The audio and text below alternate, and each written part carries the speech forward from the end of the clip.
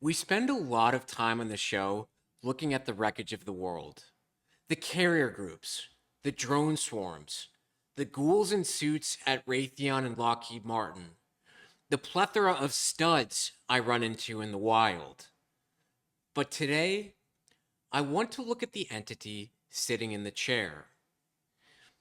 We've been taught to look for God in cathedrals, or in the clouds, or in a series of ancient rules written by shaman and high priests who were probably high on psychedelic mushrooms. But what if the most revolutionary act you can undertake in 2026 isn't a political protest, but a memory exercise? What if getting to know yourself isn't just self care, but the only way to actually meet the architect? There's a notion that we are parts of a whole. You hear it called the oversoul, the quantum field, source consciousness. It's the idea that ideas don't actually originate with us. We don't think thoughts as much as we are vessels, finely tuned biological antennas channeling a signal that was already there. Think about it like this. Imagine you are an omniscient, omnipotent God. You are everything. You can create a galaxy with a thought and snuff out a star with a blink. You are perfect. You are eternal. And you are, eventually, bored out of your mind. Because when you are everything, you can't experience anything. You can't have the thrill of the unknown because you already know it. You can't have the triumph of a win because you're the one who rigged the game. So one day, you decide to play the ultimate prank on yourself. You decide to fracture your infinite consciousness into 7 billion tiny, fragile, biological body vessels. You wipe the hard drive. You scrub the memory of your own divinity completely clean. And you do it for one reason. Because you want to know what it feels like to be small. You want to experience things that aren't accessible in a higher order energetic realm. You want to know the shock of cold water hitting your skin on a July afternoon. You want the jagged, suffocating weight of a heartbreak that feels like it's going to stop your heart. You want the specific, localized panic of failure and the messy, uncoordinated rush of a first love. You want the absurdity. You want to know what it's like to be a 13-year-old boy coming home from a day of being invisible at school, bolting up the stairs, and locking the door just so you can jerk off into a sock. To use a fake ID at a liquor store owned by an Indian man who couldn't give two shits if you're underage. That's the divine experience. That's the source getting its hands dirty. God didn't want a choir. God wanted to know what a Tuesday afternoon in a suburban bedroom feels like. If this is all true, then life isn't a test. It's not a ladder you climb to get to a better place. Life is just one long, slow process of reawakening to who you actually are. It's the simulation slowly glitching until you remember you're the one who wrote the code. Jesus said the kingdom of heaven is within you. He didn't say it was down the street or after you die. He said it's in there. It's tucked behind the ego, behind the shame of the tube sock, and behind the fear of the Iran war. We're so busy being propagandized and whipped up by the theater of the world that we forget we're the ones sitting in the audience and the ones playing the parts. We're God wearing a coonskin hat, trying to remember the punchline to a joke we told ourselves a trillion years ago. So, Maybe the goal isn't to fix the world. Maybe the goal is just to pay attention, to experience the grief and the joy and the absurdity without trying to optimize it. The next time you feel small or embarrassed or like a total failure, just remember you're exactly where you wanted to be. You're having the experience you couldn't get in eternity. So chill your tits. Remember who you are. And for God's sake, stay human. Welcome back to the Taylor Morris Show. Welcome, everyone. Welcome back. We have again, I've missed you all so I think about you guys all week. I really am so excited to tune in. Or have you, I don't know. Well, I don't know what the audience tunes in, the operator broadcasts, I suppose. We have a lot of good stuff in store today. We're going to kick things off with some hot takes I've been generating and ginning up over the week. We have a couple words from our wonderful sponsors. Again, if you guys aren't listening to the ads, listen to them. I won't say any more, but I think you'll be pleased. We are going to talk a little bit about Iran. Again, I don't want to drone on about it. The media landscape is pretty saturated with takes on Iran, but I do want to address it from a point that seeks to subvert the propaganda that we're all getting and talk a little bit about that. I want to tell some stories. The time I cut a head off a chicken, not a serial killer, but this was a canon event for me. And then I want to talk about grief. I want to finish the episode talking about grief. All right, so let's get into it. Some hot takes. Well, one of the things I was thinking about, and this came to mind, is that DJ Khaled, you guys may know him, is the fattest Palestinian probably in the world.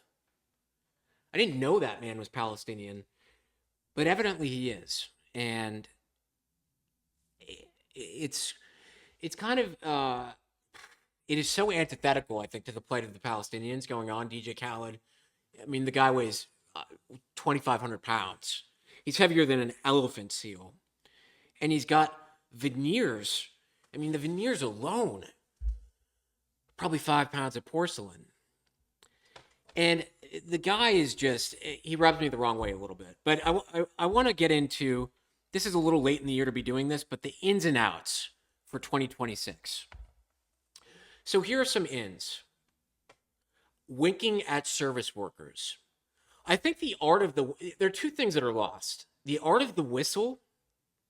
I heard a guy whistle. I think I talked about this last episode the other week, and it sounded like a bird. A man whistled at work, and it sounded like a bird. It stopped me right in my tracks. I mean, in that moment, I felt directly connected to source. Like this guy was channeling a little feathered mammalian. Are birds mammals? No, they lay eggs. Birds are lizards, right? Anyways, another in, and I did this with my siblings, by the way. Shout out to the Morris siblings. Ordering dessert as your entree. I think that is in for 2026. But the way you have to do it's got to be totally unironic. Okay, she'll have the salad. I'll have the slice of New York cheesecake. Come back in a little bit. Okay, come back to me in a bit so I can order dessert after you order a cheesecake. And you have to do it totally seriously. Totally seriously. Maybe even order a side of ranch. I sort of glazed over winking at service workers. So I was talking about the whistle. I think the wink, you ever see an old guy who sort of nailed a wink? He doesn't do it too intentionally. It's sort of effortless, but I'll give you a little smile and wink. There is such a fine line between a creepy wink, okay, bear with me, and a wink that says, I see you. I don't know if, I wouldn't advise my audience to wink at women. I think that is straight to jail. Straight to jail if you wink at a girl. I don't see how that really plays this day and age. But if you can wink at a kid, and bear with me, okay? I don't mean this in a creepy way, but like, It's just something I've been thinking about. So winking. Kissing a woman's hand when you meet her. Okay, sort of Bridgerton style. I would say that is in.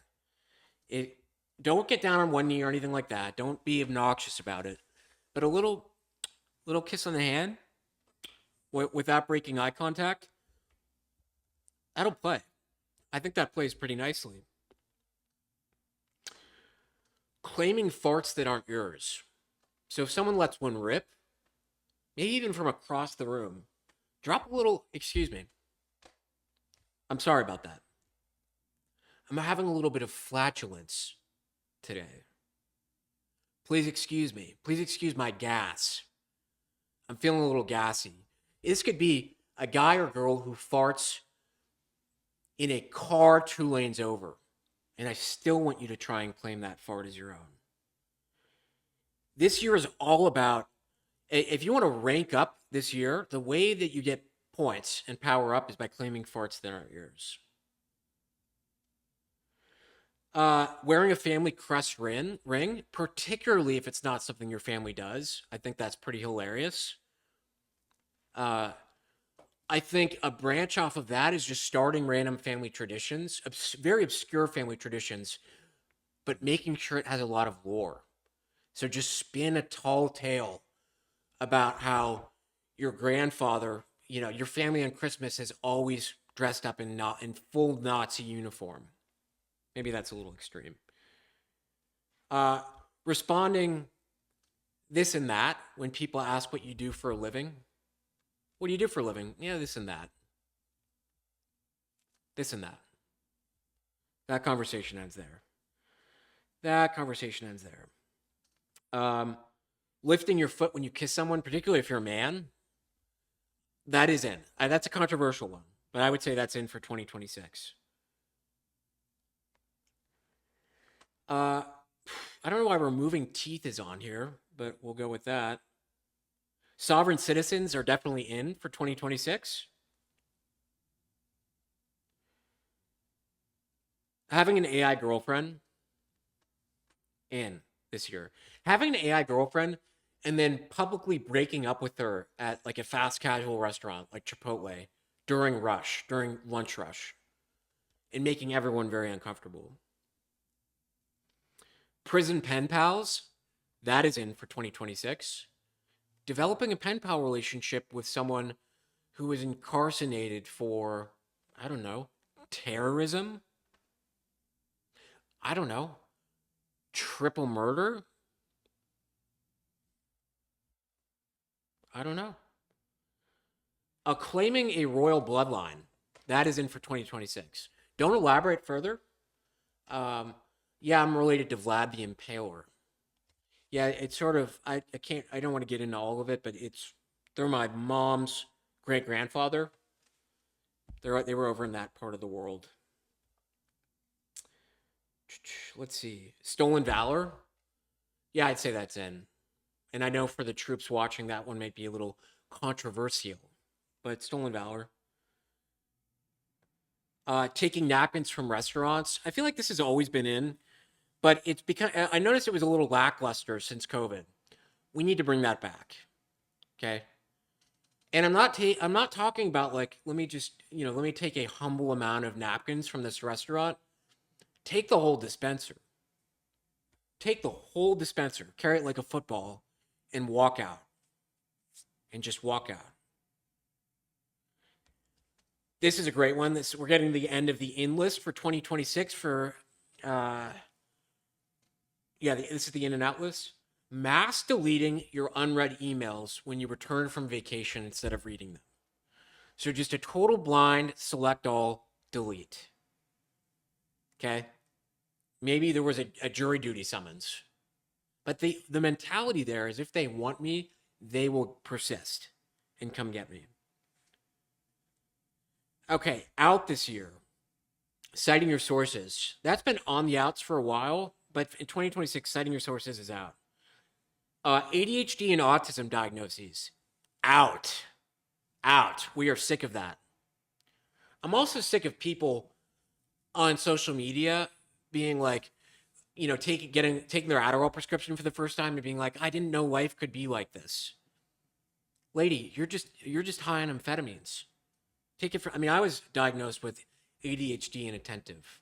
Here's the thing: ADHD and attentive in a hunter gatherer nomadic people context. We were the guys roaming around naked in the foothills, finding new plants and berries, or a cave, or a pack of wolves. The key is to channel that ADHD into in the context of today's world. As for autism, I think autism in general is especially nonverbal autism. I think we are nonverbal autism maxing. So just red 40 max and eat enough red 40 until you become nonverbally autistic, because then you can communicate telepathically. Again, there was that podcast, the telepathy tapes, that chronicled these nonverbal autists all around the world who could communicate telepathically. And so in a world of AI surveillance, we need to go pedal to the metal on red 40, because it's hard to avoid. So we just got to go all the way in and become non-verbally autistic and communicate telepathically so AI can't detect what we're talking about. Knocking on doors before entering is out this year. We are doing no knock. No knock bathroom, no knock entering your friend's house, no knock entering someone's bedroom. Knocking is now illegal for all intents and purposes. Referring to your children as cash crops. That's on the out list. I'm actually, in real time here, going to move that to the in list. Referring to your children as cash crops. Here are my little cash crops. That's in. Graffiti is out. Graffiti's out. Protein Pop-Tarts, out. Steampunk anything, out. Using your blinker or turn signals, out. Out. Influencer merchandise could not be more out. Pedophiles.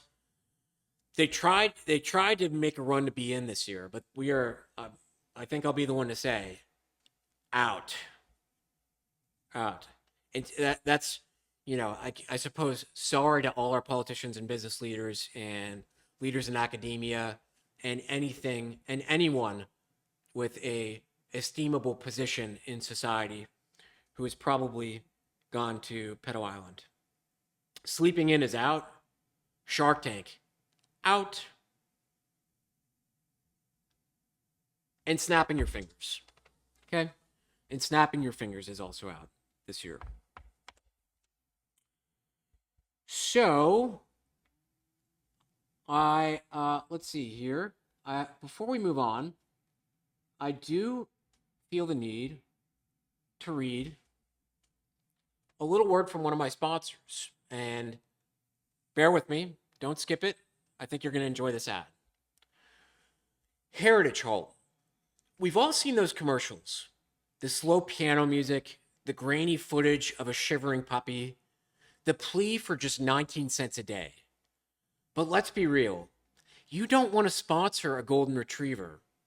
You want to sponsor a geopolitical shift. The Taylor Moore Show is proud to introduce Heritage Hall, the first military-grade crowdfunding platform for precision-guided munitions. As the conflict in Iran heats up and our national stockpiles dwindle, the Pentagon is looking to you to fill the gap. For the cost of a daily latte, you can adopt a specific Tomahawk cruise missile. When you sign up, we send you a high-res photo of your missile sitting in its canister, along with its unique serial number and a certificate of potential impact. But it's not just about the hardware. It's about the connection. Our Silver Sling tier allows you to use a Sharpie-style digital interface to write a personalized message on the airframe. Want to wish someone a happy birthday from 30,000 feet? Or maybe just drop a witty one-liner about the price of crude oil. We'll stencil it right on the nose cone of the missile for you. And for the true enthusiasts, our Impact Stream package provides a one-time use link to the infrared nose cam during the final 10 seconds of its flight. You can watch your child fulfill its destiny in real time in 4K. It's the ultimate long distance relationship. Heritage Hull, because it's not just a missile, it's your missile. Use code Coonskin for a free I sponsored a smoldering crater bumper sticker. Heritage Hull, precision you can be proud of. Really happy to be partnering with Heritage Hull. And listen, if you want to adopt a missile that'll be used to bomb a school of young schoolgirls in Iran, contact the show and we'll get you hooked up with Heritage Hull. It's great stuff. So I want to talk a little bit about Iran, and not so much it's been so talked about. The topic is so saturated. I'm not going to come at it from the angle that you're seeing on BBC, Fox News, CNN, most of Twitter, most of TikTok. I want to challenge your perception, okay? So we as Americans have this habit of sort of sneering at North Koreans and feeling elitist. How could they be so propagandized? Because we have stuff like high-speed internet and we think we vote. That could never be me. I could never be that propagandized. The reality, folks, is that in real time here, we are being propagandized. Every single day. Every single day. The very genesis of this conflict was propagandized. Iran has been on the cusp of acquiring refined uranium, nuclear-grade uranium, for the last 40 years. It wasn't about that. It was about the fact that they are not part of the international banking system. And I think, our greatest ally in the Middle East wants regional hegemony, is going to use the U.S. to do so. Folks, so the Strait of Hormuz is the channel of water that runs through the Middle East. And the majority of the world's crude oil shipments run through the Strait of Hormuz. And Iran controls that. Right now, Iran, when people say Iran has blockaded the Strait of Hormuz, they're not doing it with physical blockades that sit in the water. They're doing it with Shahed 137 kamikaze drones, of which they have a lot. And here's the thing to understand about Iran. It is not Afghanistan. It is not Iraq. Iran is 92 million people in population. It's a mountainous fortress. Intellectually and academically, they stand pretty tall. Okay, they're not this backward society that we've been led to believe. Sure, there are political gripes in the country, but let's not kid ourselves for a moment. We're not saviors there. And what leaked in the lead up to this conflict was that the Joint Chief of Staff was telling Trump, we don't have enough munition stockpile to wage a 1-week conflict with Iran. This is not going to be Venezuela. The munitions we use at a longer range are something called Tomahawk missiles. Okay, that's what we use for an offensive. We also have something called THAAD missile defenses, which intercept missiles being shot. Now, keep in mind, Iran has something called hypersonic missiles, which are shot and fly at something called Mach 5, which is 5 times the speed of sound. And they are impervious to modern-day missile defense systems that were actually developed in response to older missiles, not hypersonic missiles. Because hypersonic missiles, A, fly so quickly, and in their final 10 seconds of descent, they swirl around. Okay, so they're very hard to target. And what we are not seeing on the BBC, on Fox News, on Twitter, on TikTok, is actual footage of the real damage Iran is inflicting. These hypersonic missiles are hitting Tel Aviv. They're hitting U.S. bases in the region. And the Joint Chief of Staff told Trump in the lead up to this war, we don't have enough stockpile to do this because we've depleted all our Tomahawk missiles, of which we have about 2,000 in the Ukraine. And so now there's talk of putting boots on the ground, not because we've eliminated Iran's missile defense systems, but because we've run out of Tomahawk missiles. And we can't draw more away from the Asia Pacific theater, Asia Pacific Central Command, because of a potential conflict with China. Again, the US empire has geopolitical considerations all over the globe. And unfortunately, the conflict in Iran and the Middle East right now is sucking away all our resource and attention. So right now, we are moving carrier groups within strike distance of Iran. And we're likely going to put boots on the ground, not because this has been a huge success, okay, but because we've committed to something that we don't really know how to get out of. And we've sort of screwed the pooch here. And here's the concern. I mean, there are leaks about China potentially conveying nuclear technology to Iran. North Korea may be doing the same. It's all speculation at this point. But one thing's for certain. Okay, these countries in the Middle East rely on desalination plants to desalinate water and bring water to their people. It's the case in Tel Aviv. It's the case in Lebanon. It's the case in Iran. We just bombed Iran's desalination plant. There are 92 million people there. Okay, even if the operation goes to plan, which I don't think it necessarily will, because Iran knows all they have to do is stave off complete overwhelmment and disrupt the global economy, send oil to $200 a barrel. JP Morgan had it at $130 a barrel. Okay, there are some analysts who peg it at $200 a barrel because all that crude oil comes out of the Strait of Hormuz. Qatar just shut down their liquid natural gas operations, which would take months to reboot. And this is all prophecy here in a way too. I don't want to get, well, I'll get a little bit into it. Albert Pike, that 33rd degree Freemason in 1871, wrote that letter to Mazzini. And I talked about this, where he described 3 world wars. The First World War, and this is before any of them took place. Remember, the First World War, I think, was in 1914. The First World War would be fought between the Tsarist Russians and the Communists. That's how we got the Bolshevik Revolution. The Second World War, between the political Zionists and German Nazis. The Third World War would be fomented between the Islamic world and the State of Israel, and they will mutually destroy themselves. I called that the U.S. was going to bomb Iran. And again, here's the thing. Reality is just a projection of our subconscious, so don't let this worry you. Yes, this stuff is as real as we perceive it to be, but I don't think it can hurt us. There's a mystical element to reality for sure. But I think it's a war on your attention. Remember, they said in Dune, fear is the mind killer. So don't be afraid.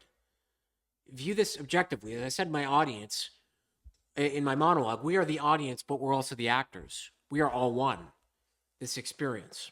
Okay, so keep your water still. But here's my prediction.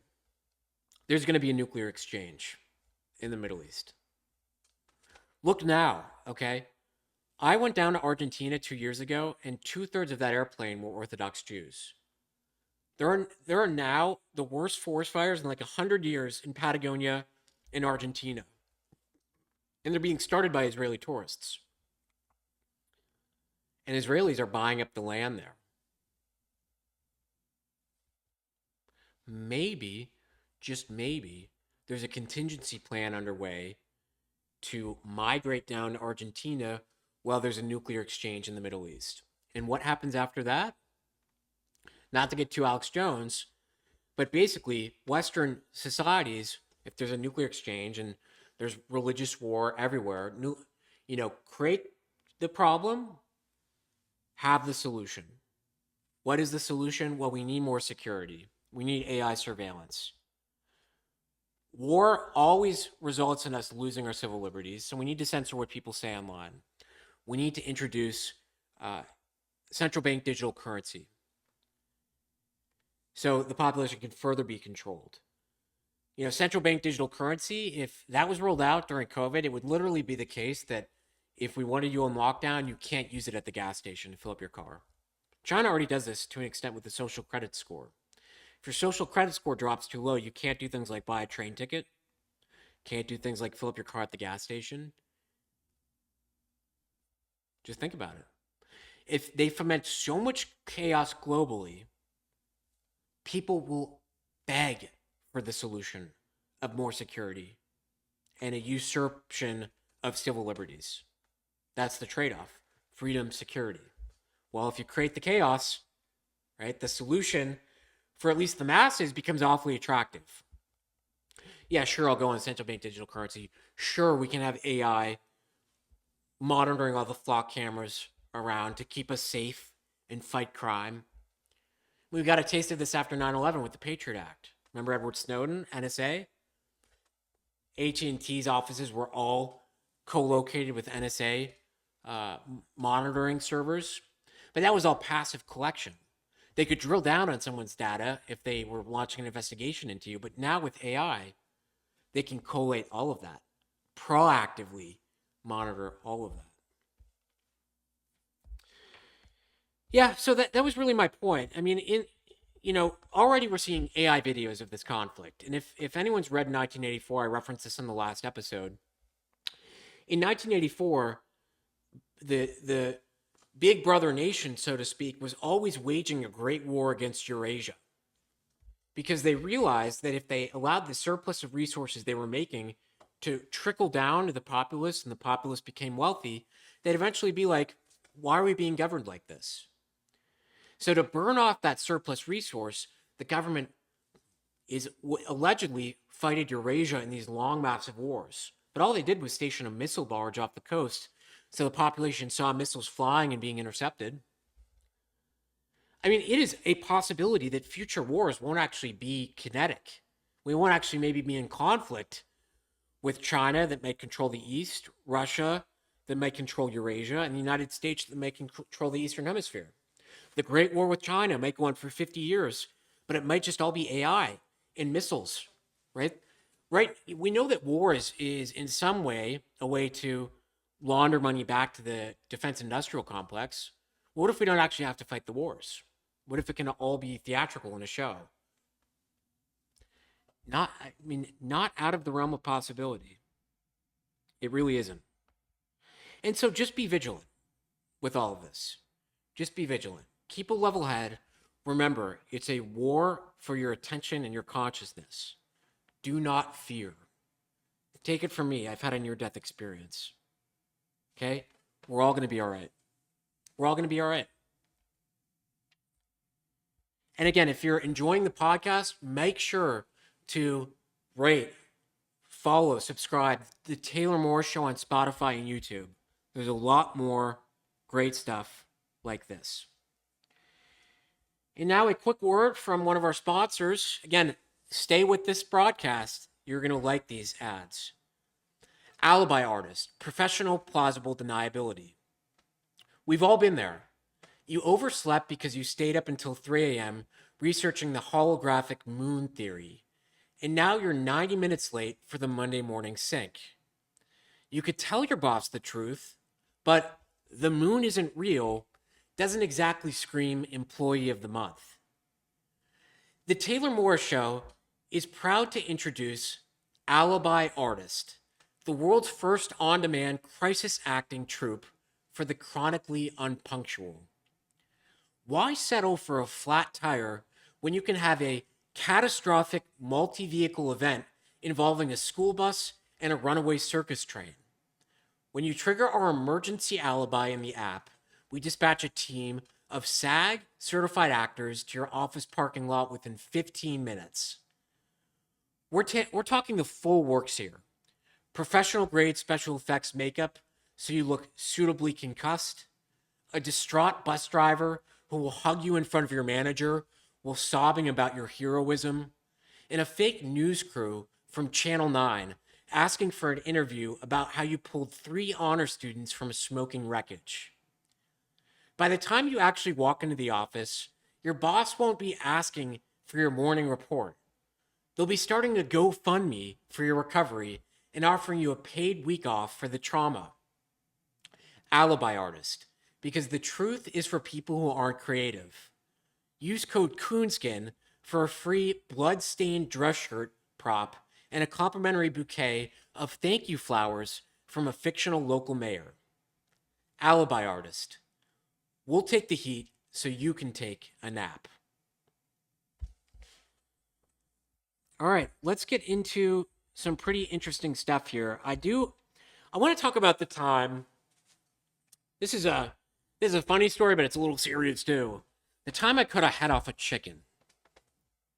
The time I cut a head off a chicken. This was, listen, I'm not a serial killer or anything like that. This was one of those pivotal, formative events in my transition from innocent boy to man that had a much deeper understanding of life and death. So in my household, we used to raise chicks, baby chicks. We would get eggs, we would incubate them, and they would hatch. It was beautiful. And the chicks were adorable. And once they reached a certain age, we would donate the chicks to a farm, and they would go off and live their life, and that would be the end of it. So I remember this was when I was about 13 years old, and I'm the oldest of 5 siblings. There are 4 of us boys, and then the youngest is a girl.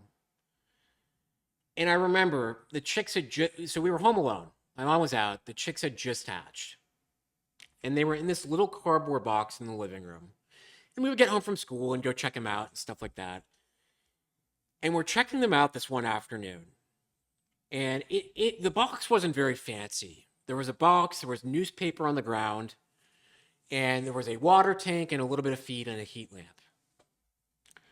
Well, I'm looking down at the box, and this is no different than how a creator God would look down at his creation in Genesis.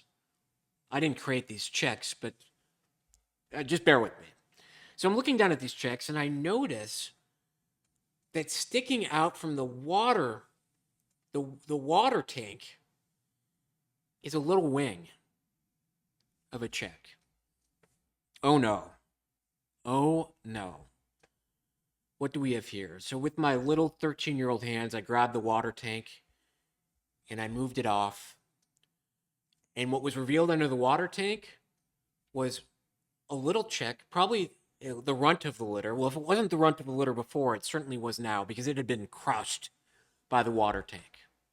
Handicapped, vegetated. It still had its cognition and awareness about it. But it was there flapping. Please don't clip this, but flapping like that, okay? Just like on the ground. And the other birds were pecking at it. Not a good situation at all. So being the oldest, my siblings looked at me and what to do, and I looked at my brother. I'm like, well, first thing we gotta do is take it out of this little cardboard box. We took it out of the cardboard box. They're so cute and fuzzy. And my female listeners may not understand this. I mean, 99.9% of my listeners are male. But there is sort of this male urge to protect the innocent, protect women, protect children. In this case, protect a crippled baby chick who had been crushed by a water tank due to the indiscretion of my mother, who was probably just in a rush and placed it down. So we had it, and I'm like to my brother, we got to take this thing out of its misery. So we take it outside, and we lay it on a piece of cardboard, and it's on the driveway. And I had a pellet gun, and sort of I didn't have bullets for the pellet gun, so I'm like, we don't have the pellet gun. What do we do? It's just my brother and I at this point. He's 13 months younger than I am. So I was like 13 or 14, and he was like 13 or 12. And I'm looking at this chick. Again, it's right on the ground. And I'm looking at it, and I'm like, okay, how am I going to put this thing out of its misery? How am I going to be the hero? The man of the household. My dad was away. My mom was out of the house. And I said, fetch me Dad's axe.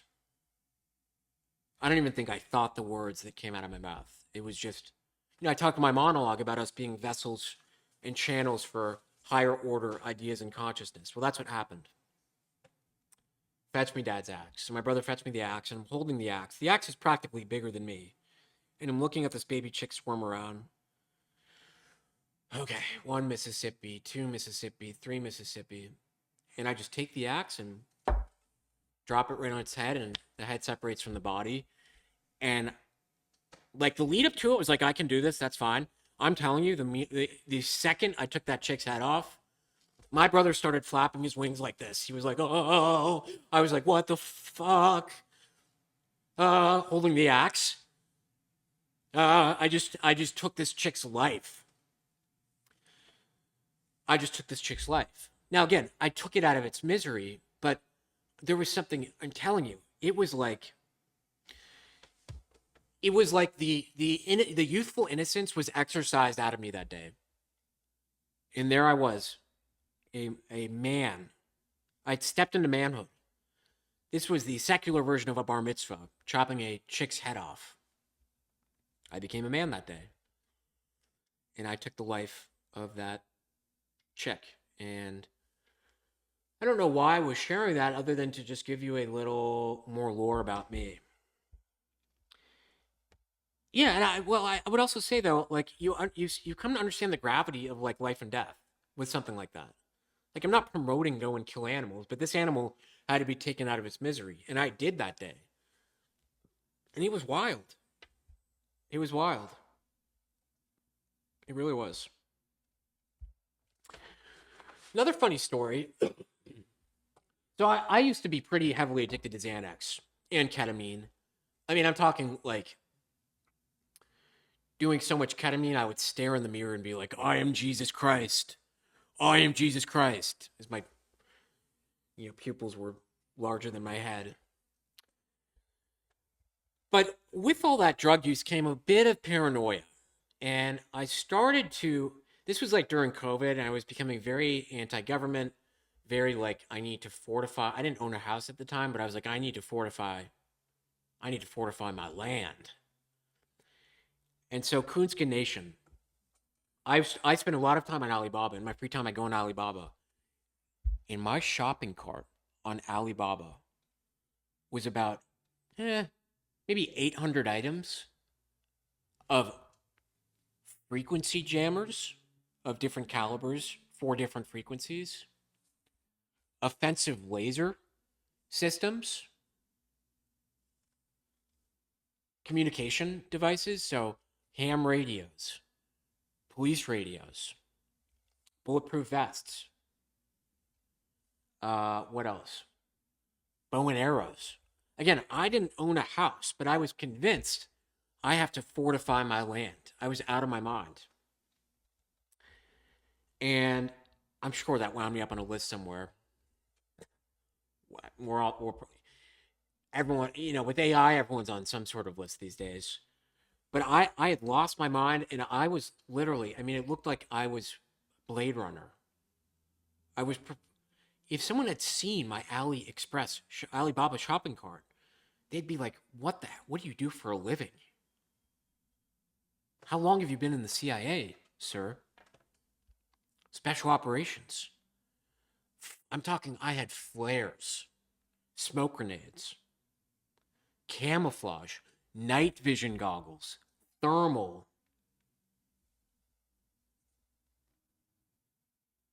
frequency jammers, frequency broadcasters.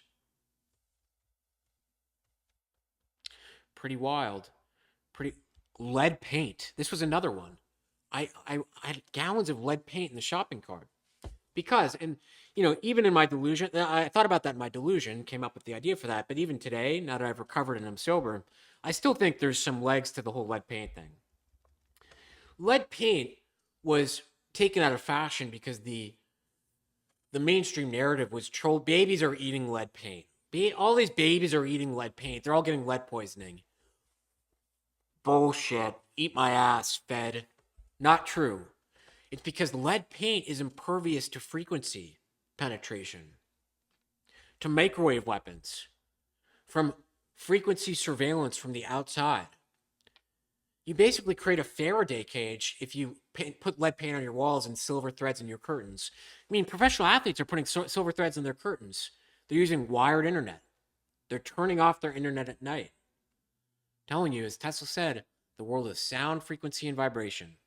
As Bob Marley said, all about good vibrations, right? And that black woman who does a good vibrations, boom, boom, boom, boom, boom, boom, boom, boom. I got that good vibrations. I got that good vibrations. I got that way, sure. Keep the vibrations good, man. Because here's the thing. I've talked in the past about how Target is at, like, Target, the store you go to, is at the forefront of surveillance. Like, they literally work with the NSA and FBI. There are a couple things that can be used to surveil people. We know about facial recognition. What you may not have heard of is gait recognition, GAIT, meaning the way you walk. The way people walk is as unique as a fingerprint. I'm telling you, I mean, proof of God, we're all snowflakes in our own right. Our fingerprints, our eyes, even our vocal diaphragms when mapped. This is what the Chinese do to the Uyghurs in the northwestern territory of China. They map their diaphragms. They bring them in a police station, have them read off a periodical from a newspaper so they can map your diaphragm and identify you with microphones just from the sound of your voice. So Target is using gait analysis, facial recognition. They can even do emotional recognizance with facial recognition. And then what happens? Well, you check out at Target and they tie all that bio surveillance data to your name, to your address, to your financial stuff. They're a private company, so they can sell that to the FBI and NSA. They can sell that to Palantir. Boom, you're mapped. Now, people have tried to subvert this, of course. You wear a mask. You have infrared lights that can distort your field.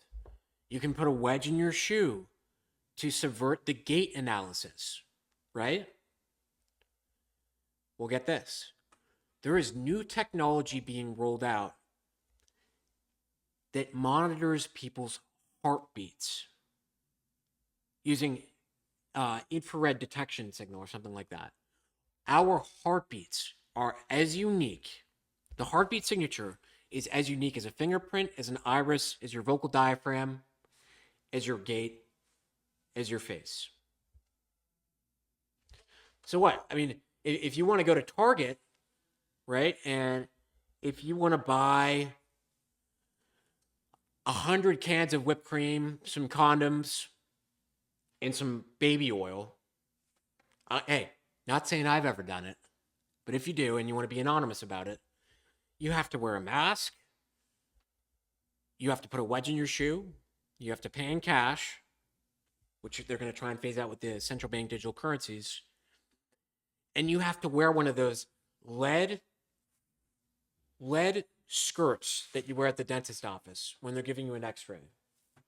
You have to wear a lead skirt over your chest so they can't detect your heart rate.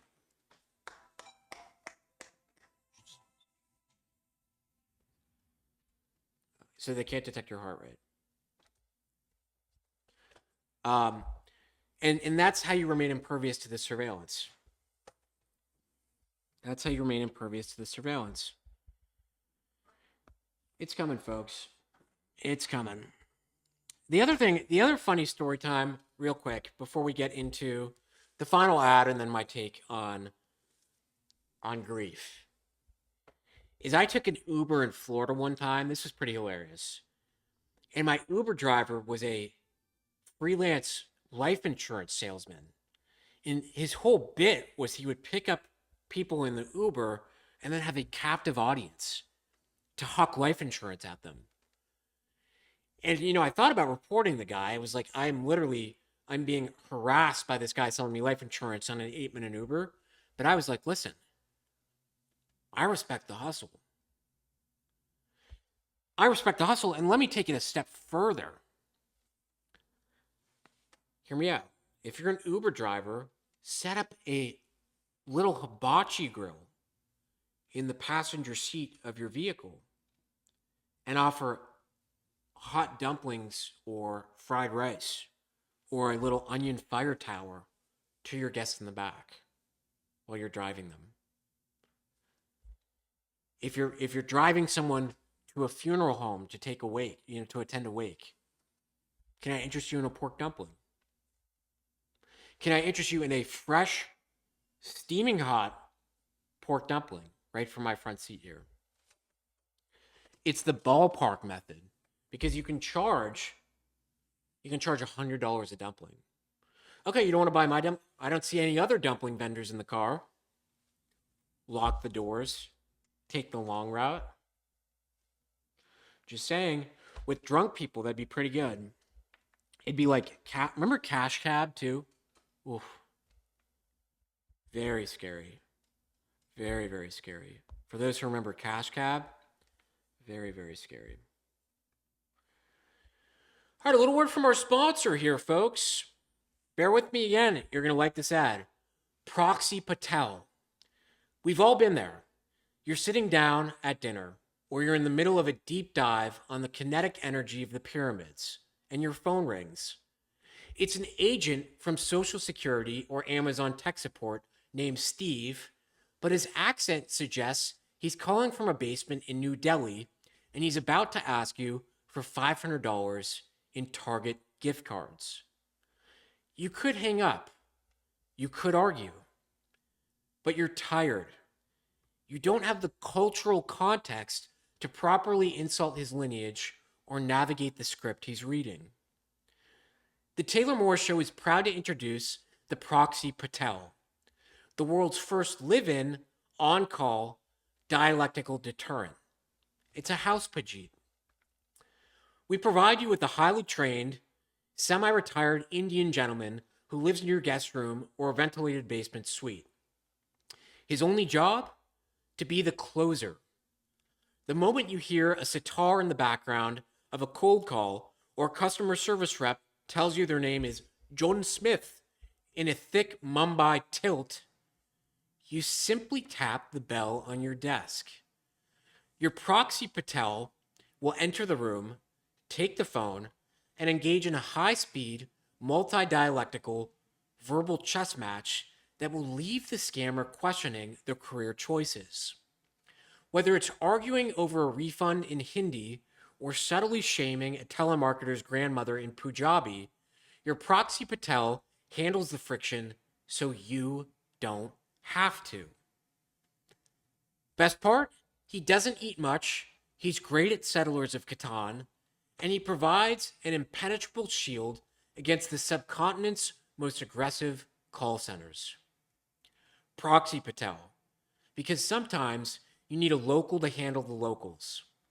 Use code Coonskin for a free upgrade to our grandfather tier, which includes a man who will also critique your posture and fix your home's wiring. Proxy Patel, hang up on the stress, not the phone. I think that we've had a good episode here. I just want to talk a little bit. I want to finish up by talking a little bit to the audience about grief. And this isn't grief in the sense of someone died necessarily. This is grief in the sense, and from my perspective, I can talk about this in terms of grieving my old life or grieving the potential of a relationship that never came to fruition. So I'm 30 years old. I've gotten sober this year, and or last year, excuse me. I forgot we're in 2026. And I was a bad addict for a while. I mean, bad. Like many overdoses, got fired from my job, overdosed in front of work colleagues, overdosed on an airplane. If you guys, want a story time about that particular one, I can provide it one time. And recovery, to me, at least, I can only speak for myself, was hard. Now, I've gotten to a place where I'm confident in my sobriety, but at first it was hard for a couple reasons. Addiction is this idea, you could be addicted to anything. It's the notion that you're looking for something outside of yourself to fill a void or to self-regulate somehow. And for me, I found the ability to self-regulate my anxiety with drugs, and it worked really well, until it didn't. And so part of the difficulty of recovery is abandoning, the habit of deferring to that coping mechanism that has served you so well for so long, but has ultimately destroyed you. You got to break the habit of reaching for that drug or that drink or whatever it might be. But the other hard part that I had to grieve as a young man was the fantasy of like having wine at my wedding or being able to unwind with a drink with friends or go out and party the way I used to. To grieve that version of my life that I had to leave. And there are stages of grief. There are stages of grief. I'm going to pull up the 7 stages of grief here. If my computer will cooperate.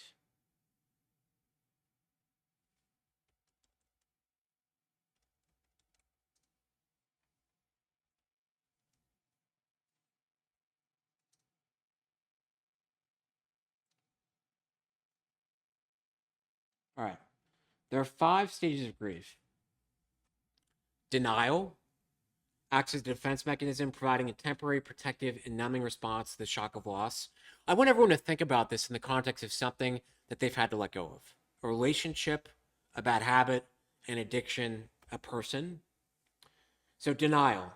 Then, anger. This occurs when reality sets in, leading to feelings of frustration, injustice, and irritability, often directed at oneself, others, or the situation. I remember when I was first getting sober, I denied being an addict. I'm not an addict. I'm not an addict.